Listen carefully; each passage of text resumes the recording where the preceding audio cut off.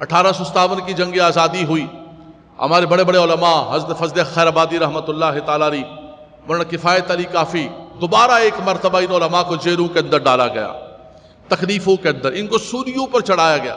جزیرہ انڈمان جسے کالا پانی کہا جاتا ہے، وہاں کی سزائیں دی گئیں، لیکن بحمداللہ تبارک و تعالی یہ مردان حر اور یہ گرمی احرار والے، یہ آزادی والے، انہوں نے کبھی بھی اپنی گردن کو نہیں جھکایا۔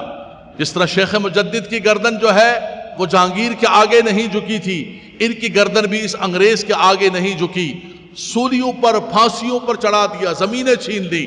آپ نے یہی فرمایا، مولانا کفایت علی کافی رحمۃ اللہ تعالیٰ علیہ نے، آپ نے فرمایا کہ تم سمجھتے ہو کہ ہمیں مار کر اس دین کو ختم کر دو گے، ہمارے دلوں سے اس محبت رسول کو ختم کر دو گے؟ فرمایا یہ کبھی بھی نہیں ہو سکتا ہے، ہم رہیں نہ رہیں، ہمارے گھر ہماری زمینیں نہ رہیں نہ رہیں، یہ اللہ کا دین باقی رہے گا، کہ کوئی گل باقی رہے گا نہ چمن رہ جائے گا، پر رسول اللہ کا دین حسن رہ جائے گا۔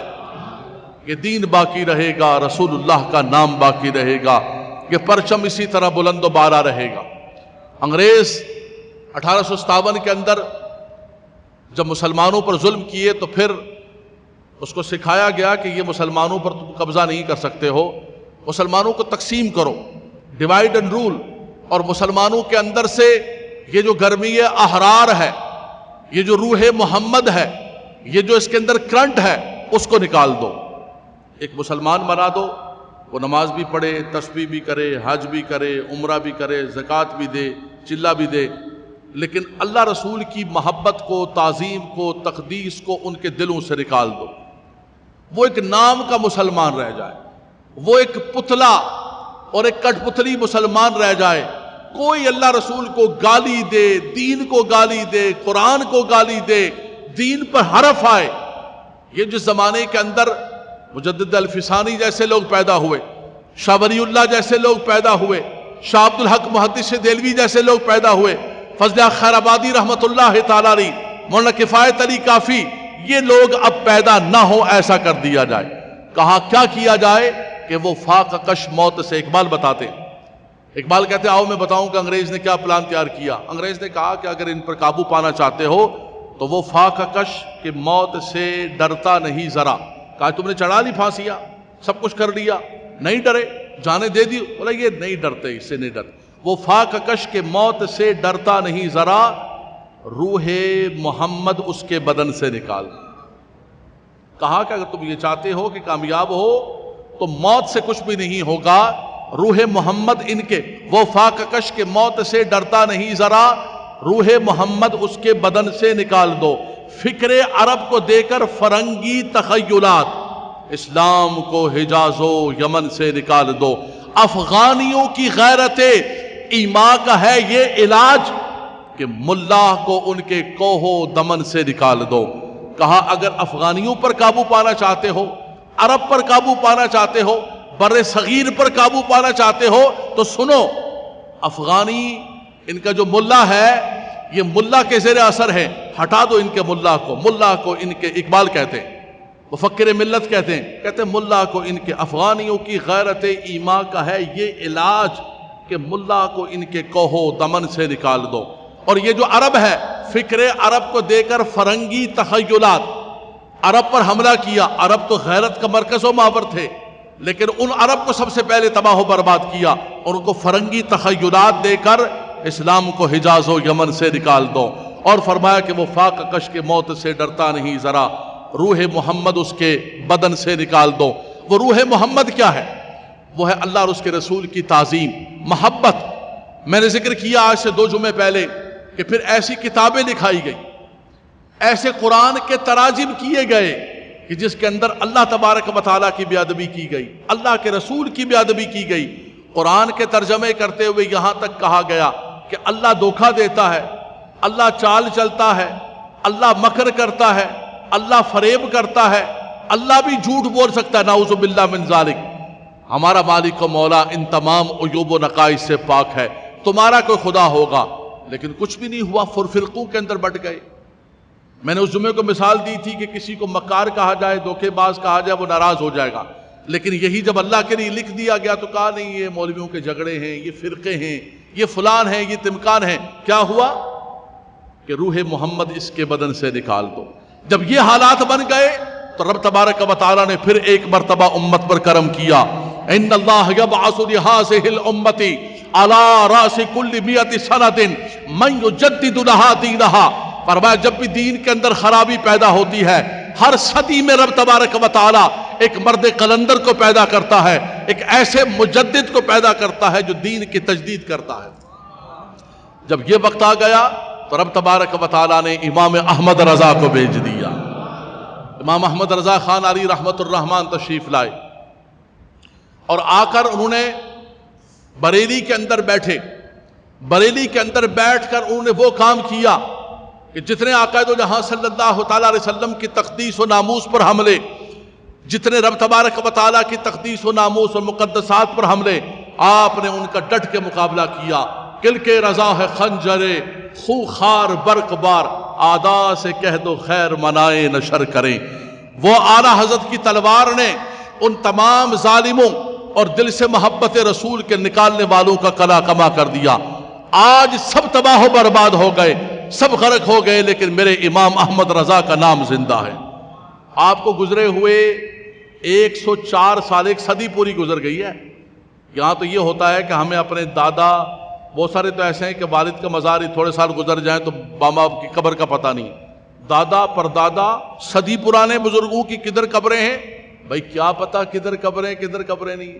ہو گئے، فوت ہو گئے، اللہ بخشے ان کو، دعا کریں اللہ بخشش فرمائے. بعض کے پاس تو دعا کا بھی ٹائم نہیں ہے. بھائی ٹائم نہیں ہے دعا کا، مولانا سب جلدی کرے، دعائیں ہوتی رہتی ہیں، جلدی کریں، نماز پڑھائے جلدی کریں حضرت، نکلے مسجد سے نکلیں، ٹائم کم ہے، ٹائم کم میں جانا ہے حضرت، دنیا داری کے بڑے معاملات ہیں، نکلیں جلدی کریں. چھوڑے فاتحہ کو، دعا کو، جمعے کو بھی دعا، جمعرات کو بھی دعا، مولانا صاحب اصال ثواب پہ اصال ثواب، چھوڑے ہو گیا اصال ثواب، اللہ قبول و منظور فرمائے. لیکن ایک صدی گزرنے کے باوجود آج بھی الحمدللہ تعالیٰ رات کو 25ویں رات گزری ہے سفر کی، پوری دنیا کے اندر رضا رضا ہی ہو رہا تھا. اس کی وجہ کیا ہے؟ وہ بھی ایک انسان تھے، ایک بریلی کا افغانستان سے گیا ہوا ایک غیرت مند پٹھان تھا، لیکن اس نے غیرت اپنی ذات پر نہیں کھائی. میں اور آپ غیرت کھاتے ہیں اپنی عزت کے اوپر. مجھے کوئی گالی دے گا میں اس کا گریبان پکڑوں گا، بجا کے رکھ دیں گے اس کی. اس نے غیرت اپنی ذات پر نہیں کھائی، اس نے غیرت اللہ اور اس کے رسول کی تعظیم کے لیے کھائی، عظمت رسول کے لیے کھائی. اس کا نتیجہ یہ ہے کہ آج بھی رضا کا نام زندہ تابندہ باقی ہے. میں نے تراجیم کے حوالے سے بتایا تھا آپ کو کہ ترجمہ قرآن کے اندر کیا خرابیاں پیدا کی گئیں، حضور علیہ السلام کی عظمت کو نکالنے کے لیے کیا ہوا. اللہ اکبر اللہ اکبر. فرمایا سب کے چراغ گل ہو گئے لیکن احمد رضا کی شمع فروزاں ہے آج بھی. خدمت قرآن پاک کی وہ لاجواب کی کہ راضی رضا سے صاحب قرآن ہے آج بھی. حضرات گرامی، ہمارے ان مجددین نے کیا کارنامہ انجام دیا؟ آخری بات مرکزی، حضرت مجدد الفسانی رحمت اللہ تعالیٰ نے جو فکر دی وہ دو قومی نظریے کی فکر دی. آپ نے فرمایا کہ یہ بر صغیر کے اندر مسلمان اور ہندو دو الگ الگ نظریے ہیں. اکبر بادشاہ اور یہ کیا کرنا چاہتے تھے؟ ان کو مرج کرنا چاہتے تھے. ثقافت، تہذیب، تمدن، شادیاں، اس نے تو کئی ہندوؤں کی شادیاں کر لی تھی، مسلمانوں کی اولادیں پیدا ہوں پتہ ہی نہ چلے ان کا نسب کیا ہے، ختم کرنا چاہتا تھا. آپ نے فرمایا نہیں.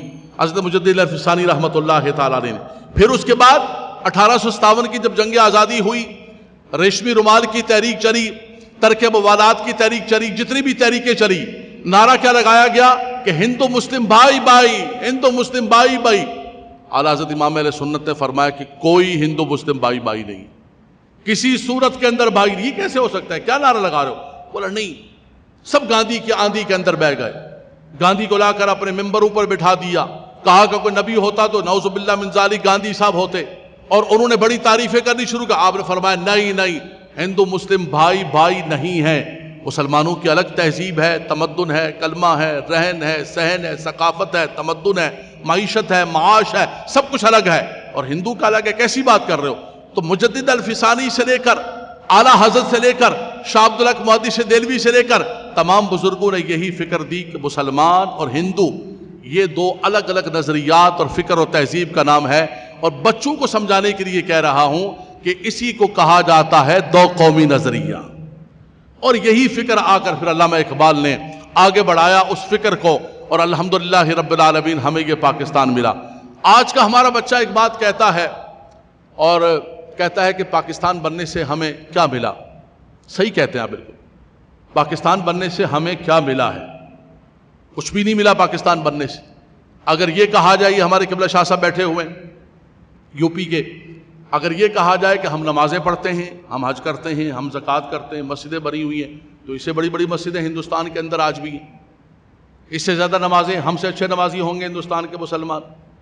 تو نماز پڑھنا، حج کرنا، زکوٰۃ ادا کرنا، اپنے معمولات، عبادات، یہ تو ہندوستان کا مسلمان بھی کر رہا ہے۔ جو امریکہ کے اندر، برطانیہ کے اندر، یورپ کے اندر، پوری دنیا کے اندر جہاں مسلمان ہے، اس کو اپنے معاملات و عبادات کی اجازت ہے۔